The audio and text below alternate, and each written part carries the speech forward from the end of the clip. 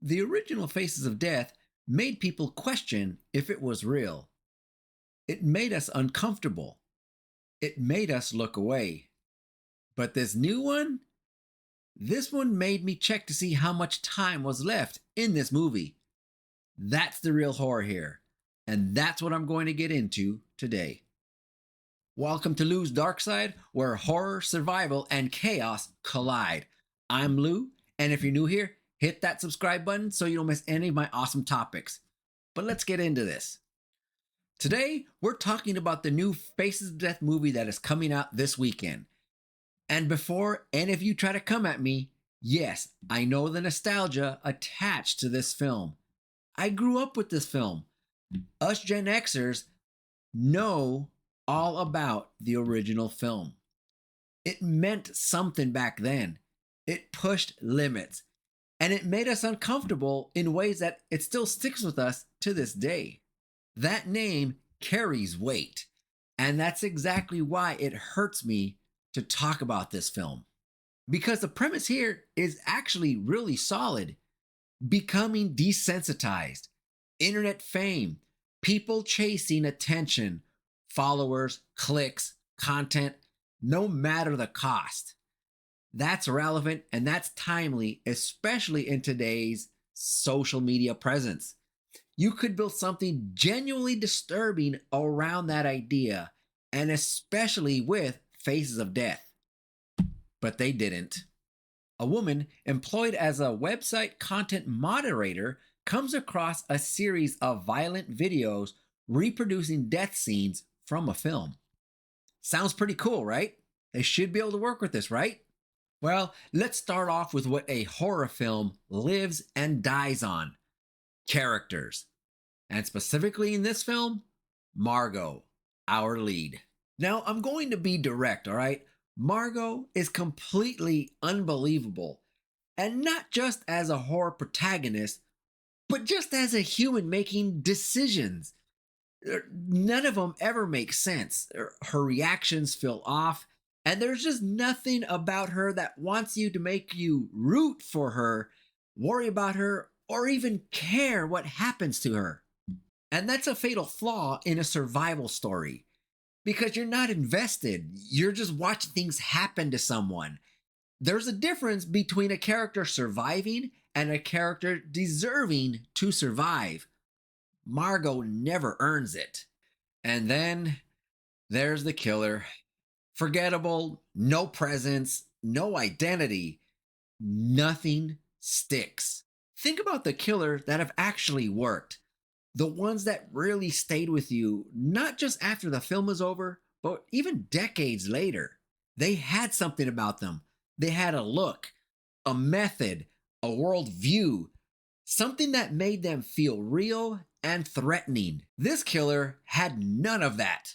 And for a movie called Faces of Death, built around a serial killer, that's a major problem. As I was watching this movie, the 1995 film called Copycat came to mind during this film, because basically Faces of Death followed a serial killer that was recreating the deaths from those awesome videos. The difference is that that film nailed it. It had strong characters, very strong writing, and real tension. This new Faces of Death feels like a watered down version with no intelligence at all. But here's where I need to slow down just a little bit, because the characters being weak is one thing, but the writing, that's catastrophic. Now, this one's going to contain a minor spoiler for you all, so if you don't want to hear it, bookmark this thing, save it so you can come back to it later on. So I'm giving you fair warning.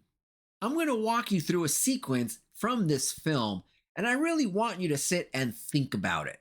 Margot wakes up and finds herself taped with her hands behind her back in this chain link fence. Sounds good. It's standard kidnapping scenery, right? However, the killer leaves an iPad on a chair, and the chair's on top of a rug. Not a big deal, right? Well, this is where it starts to fall apart, because somehow she decides that she can pull this rug all the way towards her to get that chair right next to her. Well, it's on the chair. Well, it's her jacket. And what's in the jacket? A lipstick knife. Okay, so we got that. She's gonna use a lipstick knife to cut her hands free. Okay, check. I can buy into that. But then she uses that same tiny little knife to unscrew some bolts that is holding the entire chain link fence together and allows her to escape. That's a stretch. But what do you think she does when she gets free? Does you think she runs? Of course not. She stops to help another captive. And when they're getting ready to leave, the other girl is saying, "Let's get out of here." Margot says, "We can't leave because I need to gather evidence." Evidence! Like, with the killer still in the house, we're going to be searching around for stuff. Come on. Now, I want you to think about that from a survival standpoint, and especially with any other horror movie that you've seen, because that's what this channel does, is it stays real. You're in a hostile environment. The threat is still in the house, a room over. Every second is a second closer to him finding you and recapturing you. But instead of running, you're collecting evidence. Oh, and just wait, because it still gets a little worse than that. The killer realizes that they're escaping. Once he sees one of the girls has jumped the fence and is running away from the house, he grabs his gun. Now, this is where it gets even crazier, because she's doing a zigzag motion serpentine to try to stay away, and somehow he manages to shoot her still at a nice distance. But when Margot gets out the house and is running in a straight line and he is on ground level with her and she is not very far, somehow he misses the 2 times he takes a shot at her. Same killer, same gun, 2 completely different abilities. Just depends on what the script wants. Now, mind you, this is in a suburban area, not some secluded house, so there's neighbors nearby. Then she calls the police, and the police come pick her up. But instead of going to the police station, they go right back to the killer's house because she somehow remembered what the front of the house looked, even though she escaped out the back door. The police tell her to wait right here by the car, and they're going to go talk to this dude at the front door. The killer opens the door, and he convinces the police that she is some obsessed fan with him and that she's harassed him before. And so they don't question him. They don't do anything. She tries to attack him. They end up dragging her away, throwing her back in the car and apologizing for bothering the serial killer. Then there's a scene where she's at the hospital getting stitched up. And the killer texts her on a phone that she stole from his house, asking for his hard drive back. That's where the level of logic that just sent me over the top, and I just could not stop helping but check my watch because that was too much. Now, before I get into the bigger picture here, if you are new to this channel and you like what I'm doing here, hit that subscribe button because I pull no punches. I keep it real. Subscribe. You don't want to miss anything that I got coming down the pike. But let's get back to this. Here's what really gets me with this movie, is that the premise of this movie, becoming desensitized, internet culture, the cost of chasing attention, that's exactly the conversation horror should be having right now. We live in a world where people will watch anything and they will put anything out there on the internet in order to gain some fame. What's up? I've been seeing these videos. Do you think this could be real executions? Leave it up. Support the trend. Shock value has become currency, where the line between content and exploitation has almost completely disappeared. This Faces of Death movie had all the properties and had all the right to explore that, and instead they wasted it. Bad writing doesn't make a movie frustrating to watch. It kills the point of making it.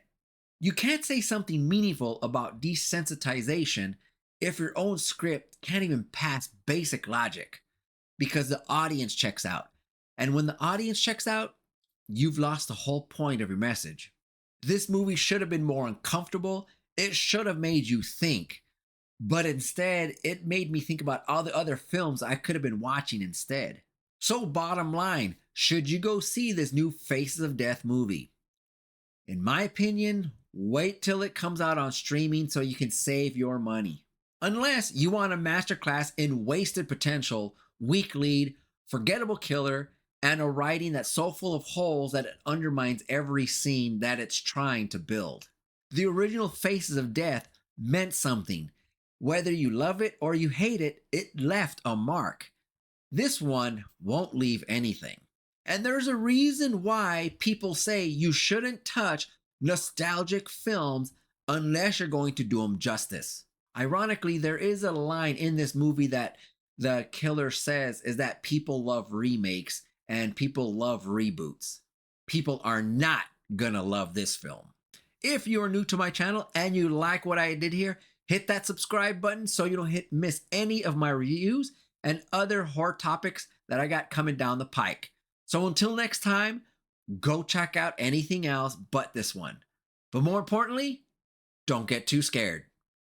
Take care, guys.